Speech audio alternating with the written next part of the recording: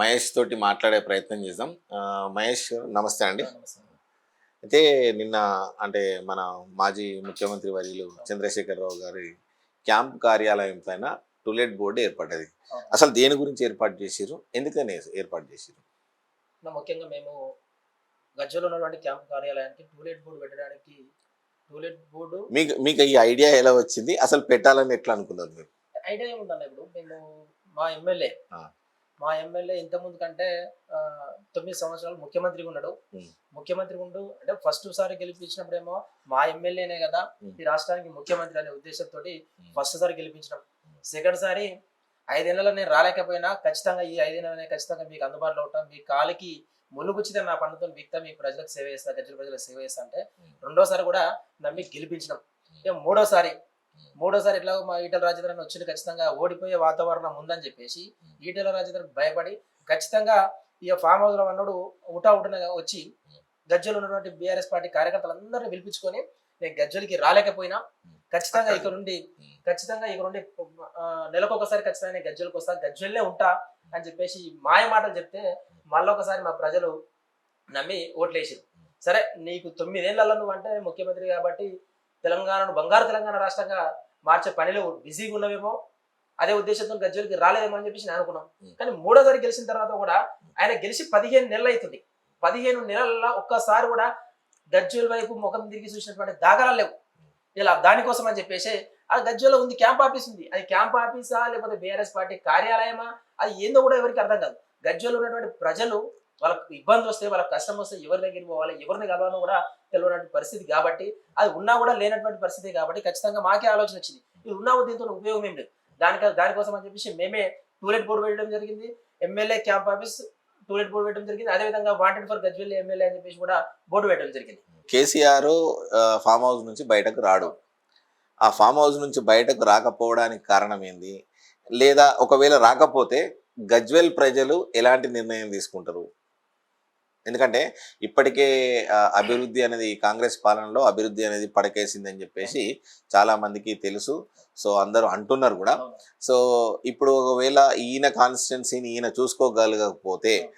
Next టర్మ్‌లో మళ్ళీ కేసీఆర్ గజ్వేల్ నుంచి పోటీ చేస్తే గెలిచే అవకాశం ఏమైనా ఉందా?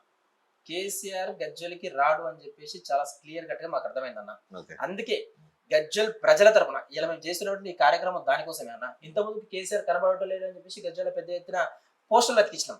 ఇప్పుడు క్యాంప్ ఆఫీస్ కు మేము డైరెక్ట్ టూలెట్ బోర్డు పెట్టడం జరిగింది. అదే విధంగా ఇప్పుడు గజ్వేల్లో ఉన్నటువంటి ప్రజలందరినీ కూడగట్టుకొని నువ్వు ఎట్లాగో కేసీఆర్ ఫామ్ హౌస్ నుంచి బయటికి రావని మా ప్రజలందరికీ అర్థమైంది కాబట్టి మేమే భారతీయ జనతా పార్టీ ఆధ్వర్యంలో ప్రజలకు మద్దతుగా ప్రజలందరినీ తోడుకొని ఇప్పుడు ఏ కాన్ఫరెన్స్ లో అన్నా ప్రజలకు ఇబ్బంది వస్తే, ప్రజలకు కష్టం వస్తే, ప్రజలకు ఏదైనా పని కావాలంటే స్థానికంగా ఉన్నటువంటి క్యాంప్ ఆఫీస్ పోతారు, స్థానికంగా ఉన్నటువంటి ఎమ్మెల్యే దగ్గరికి పోతారు.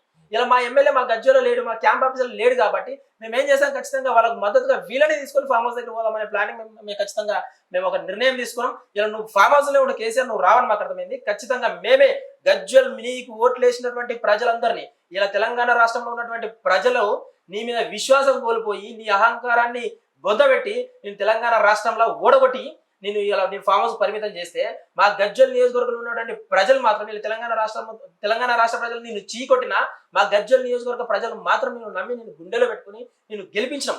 ఇలా నువ్వు ఏం విశ్వాసం ఉంది నీకు మా గజ్వేల్ ప్రజల మీద? నువ్వు గజ్వేల్ ప్రజలు నువ్వు చేసినటువంటి పనేముంది? అందుకే నువ్వు ఎట్లాగో ప్రజల దగ్గరికి రావట్లేదు కాబట్టి ప్రజలమే నీ దగ్గరికి వద్దామని చెప్పేసి మేము నిర్ణయం తీసుకున్నా. ఖచ్చితంగా నీ ఫామ్ హౌస్ దగ్గరికి వస్తాం. నువ్వు మాకు ఇచ్చినటువంటి ఏవైతే హామీలు ఉన్నాయో అవి నెరవేర్చేంత వరకు కూడా మేము నీ ఎమ్మడి పడతామని చెప్పేసి మేము డిమాండ్ చేస్తాం. అంటే ఇప్పుడు వాళ్ళు అధికారంలో లేరు. వాళ్ళు నెరవేర్చడానికి మా దగ్గర ఏముంది, మీరు కత్తి వాళ్ళకి ఇచ్చి యుద్ధం మమ్మల్ని చేయమని అంటారని ఒక డైలాగ్ ఉంటుంది ఆయనది ఎప్పటికీ. ఆ డైలాగ్ కొడతాడు. సో అటువంటి సందర్భంలో ఈ అభివృద్ధి అనేది కూడా గజ్వేల్ కాన్స్టిట్యున్సీలో కాదు, యావత్ తెలంగాణలో పడకేసింది. సో అటువంటి సందర్భంలో మీ కేసీఆర్ని అడిగినా ఏమంటాడు? ఇదే మాట చెప్తాడు.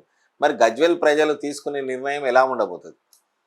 ఇప్పుడు సరే అభివృద్ధి, ఇప్పుడు కాంగ్రెస్ ప్రభుత్వం అధికారంలో ఉందన్న, మా స్థానిక ఎమ్మెల్యే కదా, నీ చేతిలో పని లేకపోతే నువ్వు మా ఎమ్మెల్యే నువ్వు రా, నువ్వు వస్తే ప్రజలం మేమందరం గజ్వేల్ ప్రజలు మీ అంటూ ఉంటాం. మా ప్రజలతో నువ్వు క్వశ్చన్ చేయి, ప్రజలతో నువ్వు ప్రభుత్వాన్ని డిమాండ్ చేయి. ఖచ్చితంగా నీకు ఇలా రేవంత్ రెడ్డి కొడంగల్కు 1000 కోట్లు ఎత్తుకుపోయింది కదన్నా. రేవంత్ రెడ్డి కొడంగల్కు 1000 కోట్లు ఎత్తుకుపోయింది కదా. ఖచ్చితంగా తెలంగాణ రాష్ట్రంలో ఉన్నటువంటి 119 నియోజకవర్గాల రేవంత్ రెడ్డి ఏ రకంగా అయితే 1000 కోట్లు ఎత్తుకుపోయిందో నువ్వు వచ్చి మా ప్రజలతో ఉండు, ప్రజలందరం కలిసి రేవంత్ రెడ్డి దగ్గర పోదాం, మనకు కావాల్సినటువంటి వాతావరణం తీసుకుందాం. రేవంత్ రెడ్డి 1000 కోట్లు ఎత్తుకపోయి మహబూబ్ నగర్ పెట్టిర్రు, ఆ. కానీ వీళ్ళు 1,00,000 కోట్లు ఎత్తుకపోయి స్విస్ బ్యాంక్ లో పెట్టుకోరు కదా మరి. అంతే అన్న. ఆ? అవసరం లేదు. మరి వాళ్ళైతే ఇయ్యారు కదా. ఇప్పుడు రేవంత్ రెడ్డి అంటేనే మహబూబ్ నగర్ ఖర్చు పెడుతుండొచ్చు 1000 కోట్లు, వీళ్ళు 1,00,000 కోట్లు తీసుకొని స్విస్ బ్యాంక్ లో పెట్టుకోరు, వీళ్ళైతే ఖర్చు పెట్టరు కదా మరి డెవలప్మెంట్ కి అయితే. అవసరం పెడతారా? పెట్టరు కదా.